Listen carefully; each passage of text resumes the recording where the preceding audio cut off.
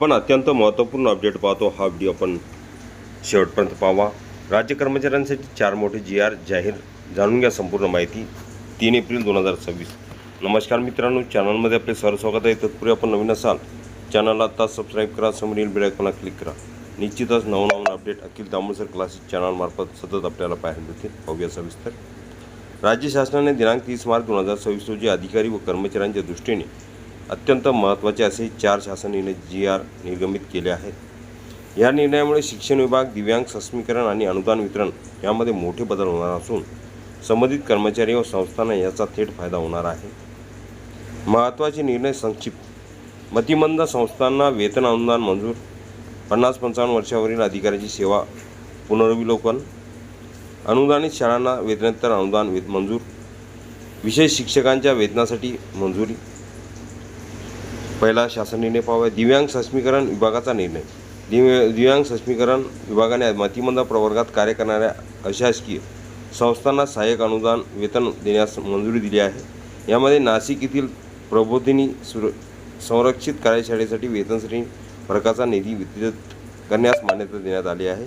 या निर्णयामुळे संबंधित संस्थांमध्ये कार्यरत कर्मचाऱ्यांच्या आर्थिक दिलासा मिळणार आहे. दुसरा महत्त्वपूर्ण शासन निर्णय आहे शालेय शिक्षण विभाग व सेवा पुनर्विलोकन. State employ latest news Maharashtra. शालेय शिक्षण व क्रीडा विभागाने शिक्षण उपसंचालक गट अ अधिकाऱ्यांच्या सेवा संदर्भात महत्त्वाचा निर्णय घेतला आहे. वयाच्या 50-55 वर्षानंतर किंवा 30 वर्षाची सेवा पूर्ण झाल्यानंतर संबंधित अधिकाऱ्याची सेवा पुनर्विलोकन केले जाणार आहे. या निर्णयामुळे प्रशासन अधिक कार्यक्षम करण्याचा प्रयत्न करण्यात आला आहे. वेतनोत्तर अनुदानाबाबत निर्णय. राज्यातील मान्यताप्राप्त अनुदानित उच्च माध्यमिक शाळांना वेतनोत्तर अनुदान वितरित करण्यासाठी सरकारने प्रशासकीय मान्यता दिली आहे. या निधीमुळे शाळांना इतर आवश्यक खर्च भागविण्यास मदत होणार असून शिक्षणाच्या गुणवत्तेत सुधारणा होण्याची अपेक्षा आहे. समावेशक शिक्षण योजनेत शिक्षकांना दिलासा. State employ latest news Maharashtra. शालेय शिक्षण व क्रीडा विभागाने अपंग समावेशित शिक्षण योजना माध्यमिक स्तर अंतर्गत विशेष शिक्षकांच्या वेतनासाठी मंजुरी दिली आहे. या निर्णयामुळे विशेष शिक्षकांना वेळेवर वेतन मिळणार असून दिव्यांग विद्यार्थ्यांच्या शिक्षणाला चालना मिळणार आहे.